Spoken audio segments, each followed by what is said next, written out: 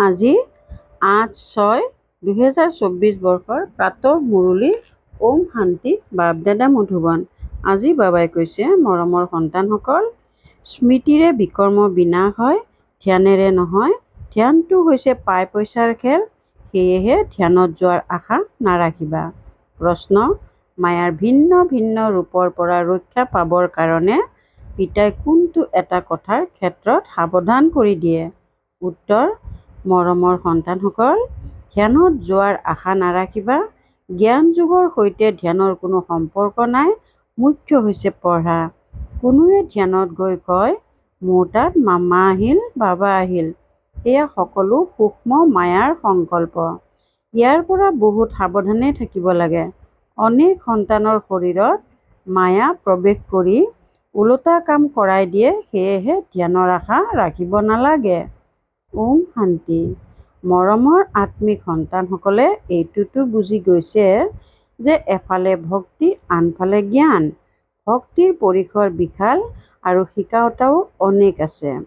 শাস্ত্ৰও শিকায়, মনুষ্যও শিকায়। ইয়াত কোনো শাস্ত্ৰও নাই, মনুষ্যও নাই। ইয়াত শিকাওঁতা এজনেই আত্মিক পিতা, যিয়ে আত্মাসকলক বুজায়। আত্মাইহে ধাৰণ কৰে। পৰম পিতা পৰমাত্মাৰ এই সকলো জ্ঞান আছে। তেওঁৰ 84 চক্ৰৰ জ্ঞান আছে।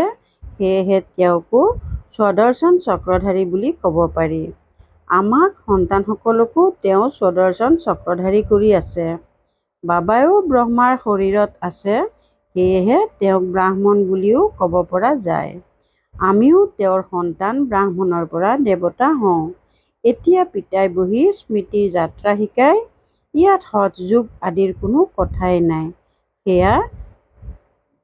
সেই লোকসকলে হঠযোগৰ দ্বাৰা ধ্যান আদিত যায়, এয়া কোনো মহত্বপূৰ্ণ কথা নহয়। ধ্যানৰ মহত্ব একোৱেই নাই। ধ্যান হৈছে এক প্ৰকাৰৰ পাই পইচাৰ খেল। তোমালোকে কেতিয়াও কাকো এনেকৈ ক'ব নালাগে যে আমি ধ্যানত যাওঁ, কিয়নো আজিকালি বিদেশ আদিত য'তে ত'তে অনেক ধ্যানত যায়। ধ্যানত গ'লে তেওঁলোকৰো কোনো লাভ নহয়, তোমালোকৰো কোনো লাভ নহয়। বাবাই বুধ শক্তি দিছে। ধ্যানত স্মৃতিৰ যাত্ৰাও নাই, জ্ঞানো নাই। ধ্যানত যোৱাসকলে কেতিয়াও কোনো জ্ঞান নুশুনিব আৰু কোনো পাপ ভস্মও নহ'ব। ধ্যানৰ মহত্ব একোৱেই নাই। সন্তানসকলে যোগসূত্ৰ গঢ়ে, তাক ধ্যান বুলি কোৱা নহয়। স্মৃতিৰে বিকৰ্ম বিনাশ হ'ব, ধ্যানত বিকৰ্ম বিনাশ নহয়। বাবাই সাৱধান কৰি দিয়ে যে সন্তানসকল, ধ্যানৰ চখ নাৰাখিবা। তোমালোকে জানা যে এই সন্ন্যাসীসকলে জ্ঞান তেতিয়া পায় যেতিয়া বিনাশৰ সময় হয়। যদিও তোমালোকে তেওঁলোকক নিমন্ত্ৰণ দি থাকা, কিন্তু এই জ্ঞান তেওঁলোকৰ কলহত অৰ্থাৎ বুদ্ধিত সোনকালে ধাৰণ নহ'ব। যেতিয়া বিনাশ সন্মুখত দেখিব, তেতিয়া আহিব, ভাবিব এতিয়াতো মৃত্যু সমাগত। যেতিয়া সন্মুখত দেখিব, তেতিয়া মানিব। তেওঁলোকৰ ভূমিকাই অন্তিমত। তোমালোকে কোৱা যে এতিয়া বিনাশ সমাগত, মৃত্যু আহিব। তেওঁলোকে ভাবে যে এইবোৰ এওঁলোকৰ মিছা কাহিনী। তোমালোকৰ বৃক্ষ লাহে লাহে বৃদ্ধি পায়। সন্ন্যাসীসকলক মাত্ৰ ক'ব লাগে যে পিতাক স্মৰণ কৰক। এইটো পিতাই বুজায় যে তোমালোকে চকু বন্ধ কৰিব নালাগে। চকু বন্ধ হৈ থাকিলে পিতাক কেনেকৈ দেখিবা? মই আত্মা, পৰম পিতা পৰমাত্মাৰ সন্মুখত বহি আছো। তেওঁক দেখা পোৱা নাযায়, কিন্তু এই জ্ঞান বুদ্ধিত আছে। তোমালোক সন্তানসকলে বুজি পোৱা যে পৰম পিতা পৰমাত্মাই আমাক এই শৰীৰৰ অৰ্থাৎ ব্ৰহ্মাৰ আধাৰত পঢ়াই আছে। ধ্যান আদিৰ কোনো কথা নাই। ধ্যানত যোৱাটো কোনো ডাঙৰ কথা নহয়। এই ভোগ আদি আগবঢ়োৱা সকলো ড্ৰামাত নিৰ্ধাৰিত হৈ আছে। সেৱক হৈ ভোগ আগবঢ়াই আহা। যেনেকৈ সেৱকসকলে ডাঙৰ লোকক আপ্যায়ন কৰে, তোমালোকো সেৱক দেৱতাসকলক ভোগ আগবঢ়াবলৈ যোৱা। তেওঁলোক হৈছে ফৰিস্তা। তাত মাম্মা বাবাক দেখিবলৈ পায়। এই সম্পূৰ্ণ মূৰ্তিও হৈছে লক্ষ্য উদ্দেশ্য। তেওঁলোকক এনেকুৱা ফৰিস্তা কোনে কৰি তুলিলে? বাকী ধ্যানত যোৱাটো কোনো ডাঙৰ কথা নহয়। যেনেকৈ ইয়াত শিৱ বাবাই তোমালোকক পঢ়ায়, তেনেকৈ তাতো শিৱ বাবাই এওঁলোকৰ দ্বাৰা কিবা বুজাব। সূক্ষ্ম বতনত কি হয় এয়া কেৱল জানিব লাগে। বাকী ধ্যান আদিক কোনো মহত্ব দিব নালাগে। কাৰোবাক ধ্যানত লৈ যোৱা এয়াও ল'ৰা ধেমালি। বাবাই সকলোকে সাৱধান কৰি দিয়ে, ধ্যানত নাযাবা। ইয়াতো বহু ক্ষেত্ৰত মায়াৰ প্ৰৱেশ হৈ যায়। এয়া হৈছে পঢ়াৰ কথা। কল্পই কল্পই পিতা আহি তোমালোকক পঢ়ায়। এতিয়া হৈছে সংগম যুগ, তোমালোক স্থানান্তৰ হ'ব লাগে। ড্ৰামাৰ পৰিকল্পনা অনুসৰি তোমালোকে ভূমিকা পালন কৰি আছা। ভূমিকাৰ মহিমা আছে। পিতা আহি ড্ৰামা অনুসৰি পঢ়ায়। তোমালোকে পিতাৰ পৰা এবাৰ পঢ়ি মনুষ্যৰ পৰা দেৱতা নিশ্চয় হ'ব লাগে। ইয়াত সন্তানসকলটো আনন্দিত হয়। আমি পিতা আৰু ৰচনাৰ আদি মধ্য অন্তকো জানি গৈছোঁ। পিতাৰ শিক্ষা প্ৰাপ্ত কৰি বহুত হৰ্ষিত হ'ব লাগে। তোমালোকে পঢ়ি চাই নতুন সৃষ্টিৰ বাবে। তাত হয়েই দেৱতাসকলৰ ৰাজ্য। সেয়েহে নিশ্চয় পুৰুষোত্তম সংগম যুগত পঢ়িবলগীয়া হয়। তোমালোক এই দুখৰ পৰা মুক্ত হৈ সুখলৈ যোৱা। ইয়াত তমোপ্ৰধান হোৱাৰ কাৰণে তোমালোকে বেমাৰ আদিত ভোগা। এই সকলো ৰোগ শেষ হৈ যাব। মুখ্য হৈছে পঢ়া। ইয়াৰ লগত ধ্যান আদিৰ সম্পৰ্ক নাই। এইটো ডাঙৰ কথা নহয়। বহুত ঠাইত এনেকৈ ধ্যানত গুচি যায়, আকৌ কয় মাম্মা আহিল, বাবা আহিল। পিতাই কয় এয়া একোৱেই নহয়। পিতাইতো এটাই কথা বুজায়, তোমালোক আধা কল্প যি দেহ অভিমানী হৈ গ'লা, এতিয়া দেহী অভিমানী হৈ পিতাক স্মৰণ কৰা, তেতিয়া বিকৰ্ম বিনাশ হ'ব। ইয়াকেই স্মৃতিৰ যাত্ৰা বুলি কোৱা হয়। যোগ বুলি ক'লে যাত্ৰা কৰাটো সিদ্ধ নহয়। তোমালোক আত্মাসকলে ইয়াৰ পৰা যাব লাগে। তমোপ্ৰধানৰ পৰা সতোপ্ৰধান হ'ব লাগে। তোমালোকে এতিয়া যাত্ৰা কৰি আছা। তেওঁলোকৰ যি যোগ, তাত যাত্ৰাৰ কথাই নাই।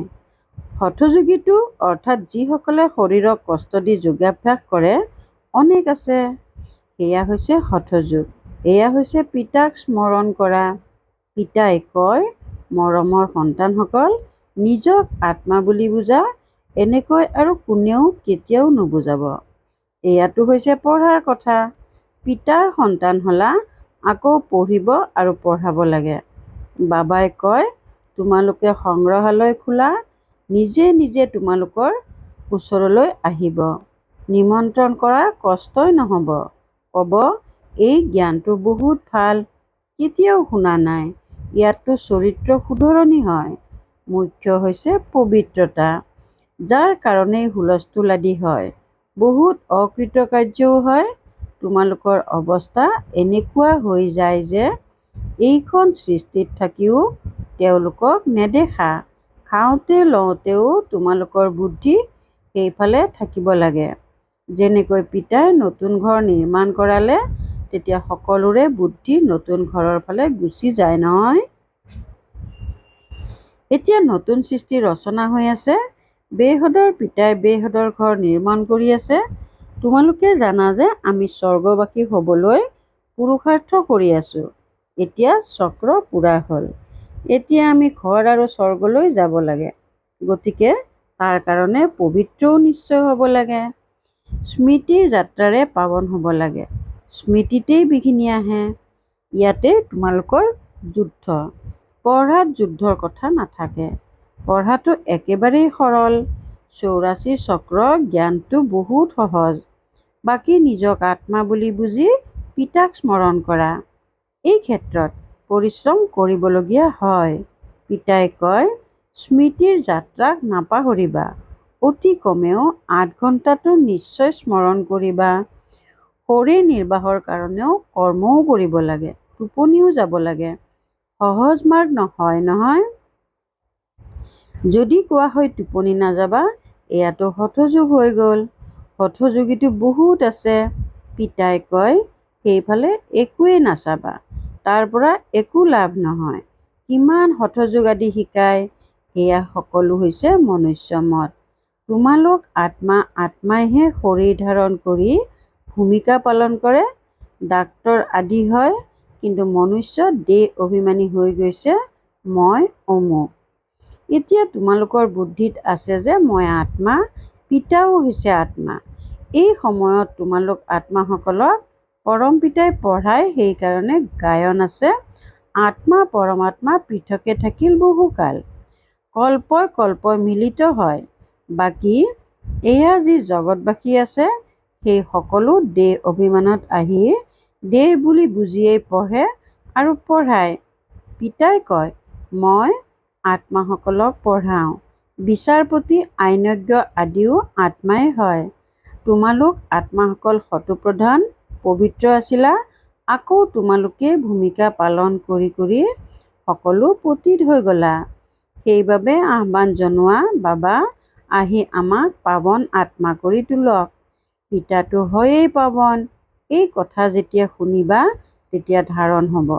তোমালোক সন্তানসকলৰ ধাৰণা হয়, সেয়েহে তোমালোক দেৱতা হোৱাগৈ। আন কাৰো বুদ্ধিত ধাৰণ নহ'ব, কিয়নো এয়া হৈছে নতুন কথা, এয়া হৈছে জ্ঞান, সেয়া হৈছে ভক্তি। তোমালোকেও ভক্তি কৰি কৰি দেহ অভিমানী হৈ যোৱা। এতিয়া পিতাই কয়, সন্তানসকল আত্ম অভিমানী হোৱা। আমাক আত্মাসকলক পিতাই এই শৰীৰৰ দ্বাৰা পঢ়ায়, প্ৰতিটো মুহূৰ্ততে স্মৃতিত ৰাখা যে এয়াই একমাত্ৰ সময় যেতিয়া আত্মাসকলৰ পিতা পৰম পিতাই পঢ়ায়। বাকীটো এই সংগম যুগৰ বাহিৰে গোটেই ড্ৰামাত কেতিয়াও ভূমিকাই নাই। সেইকাৰণে পিতাই তথাপিও কয়, মৰমৰ সন্তানসকল, নিজক আত্মা বুলি নিশ্চয় কৰা, পিতাক স্মৰণ কৰা।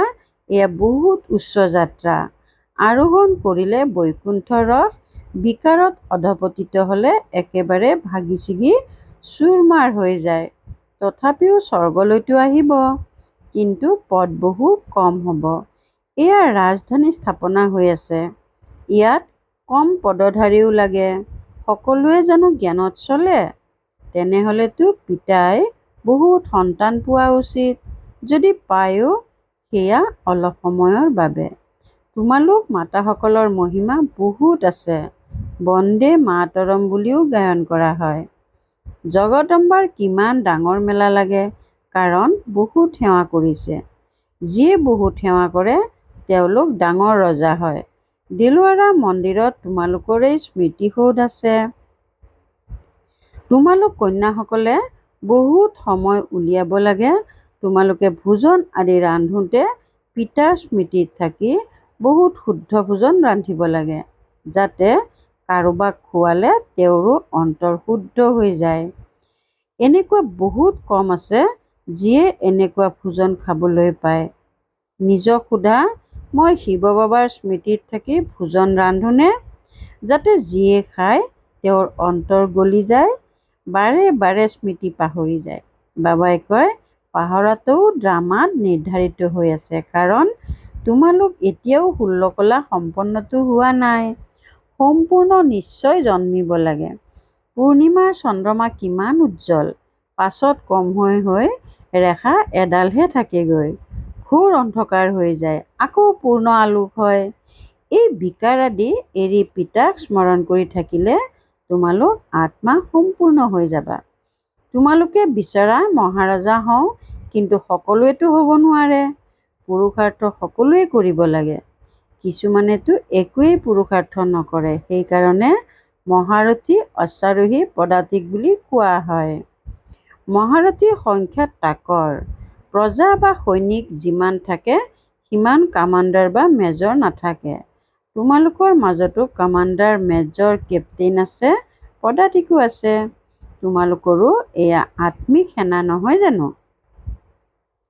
সকলো স্মৃতিৰ যাত্ৰাৰ ওপৰতেই নিৰ্ভৰ কৰে, তাৰ দ্বাৰাই বল পোৱা যায়। তোমালোক হৈছা গুপ্ত যোদ্ধা। পিতাক স্মৰণ কৰিলে বিকৰ্মৰ যি আৱৰ্জনা আছে সেয়া ভস্ম হৈ যায়। পিতাই কয়, পেচাগত কাম কাজ আদি নিশ্চয় কৰা, পিতাক স্মৰণ কৰা। তোমালোক হৈছা এজন প্ৰেমিকৰ জন্ম জন্মান্তৰৰ প্ৰেমিকা। এতিয়া সেই প্ৰেমিকক পাইছা, সেয়েহে তেওঁক স্মৰণ কৰা। আগতে যদিও স্মৰণ কৰিছিলা, কিন্তু বিকৰ্ম জানো বিনাশ হৈছিল? পিতাই শুনাইছে, তোমালোক ইয়াত তমোপ্ৰধানৰ পৰা সতোপ্ৰধান হ'ব লাগে। আত্মাই হ'ব লাগে। আত্মাই যত্ন কৰি আছে। এইটো জন্মতে তোমালোকে জন্ম জন্মান্তৰৰ মলিনতা আঁতৰাব লাগে। এয়া হৈছে মৃত্যুলোকৰ অন্তিম জন্ম। আকৌ অমৰলোকলৈ যাব লাগে। আত্মা পাৱন নোহোৱাকৈতো যাব নোৱাৰে। সকলোৱে নিজৰ নিজৰ হিচাপ নিকাচ নিষ্পত্তি কৰি যাব লাগে। যদি শাস্তি খাই যোৱা তেন্তে পদ কম হৈ যাব।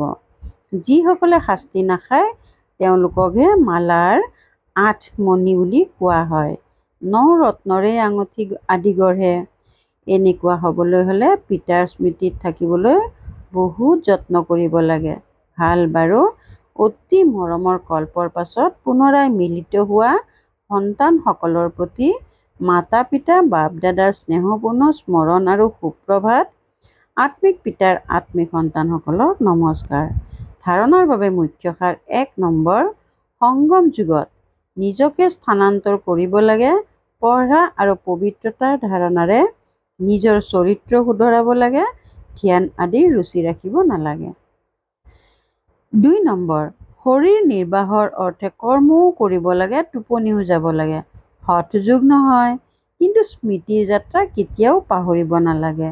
যোগযুক্ত হৈ এনেকুৱা শুদ্ধ ভোজন ৰান্ধিব আৰু আনক খুৱাব লাগে যাতে খাওঁতাৰ অন্তৰ শুদ্ধ হৈ যায়।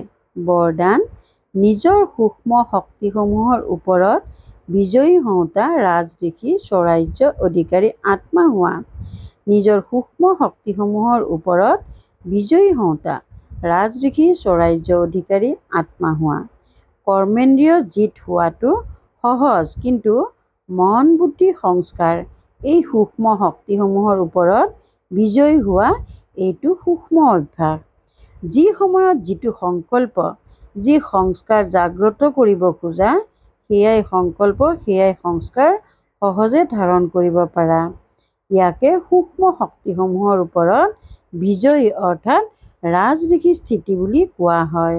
যদি সংকল্প শক্তিক আদেশ দিয়া যে এতিয়াই একাগ্ৰচিত্ত হৈ যোৱা, তেতিয়া ৰজাৰ আদেশ সেই সময়তে আদেশ দিয়া অনুসৰিয়ে পালন কৰা। এয়াই হৈছে ৰাজ্য অধিকাৰৰ চিন। এইটো অভ্যাসেৰে অন্তিম কাকতত উত্তীৰ্ণ হ'বা।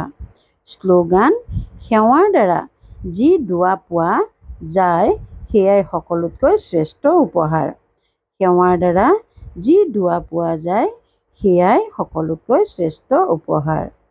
ওম শান্তি। কৰ্মযোগী হ'বলৈ আজিৰ অব্যক্ত সংকেত। যেনেকৈ কলা প্ৰদৰ্শন কৰোঁতা কলাকাৰ বা চাৰ্কাছত কাম কৰোঁতাই প্ৰতিটো কৰ্ম কৰি প্ৰতিটো কৰ্মত নিজৰ কলা কৌশল প্ৰদৰ্শন কৰে, তেওঁলোকৰ প্ৰতিটো কৰ্মকলা হৈ যায়। তেনেকৈ তোমালোক শ্ৰেষ্ঠ আত্মাসকলে কৰ্মযোগী, নিৰন্তৰ যোগী, সহজযোগী, ৰাজযোগীসকলে প্ৰতিটো কৰ্ম উপৰাম আৰু স্নেহী হৈ থকাৰ কলাত থাকি কৰা। তোমালোকৰ অলৌকিক কৰ্মৰ কলা চাবলৈ গোটেই বিশ্বৰ আত্মাসকল ইচ্ছুক হৈ আহিব। ওম শান্তি।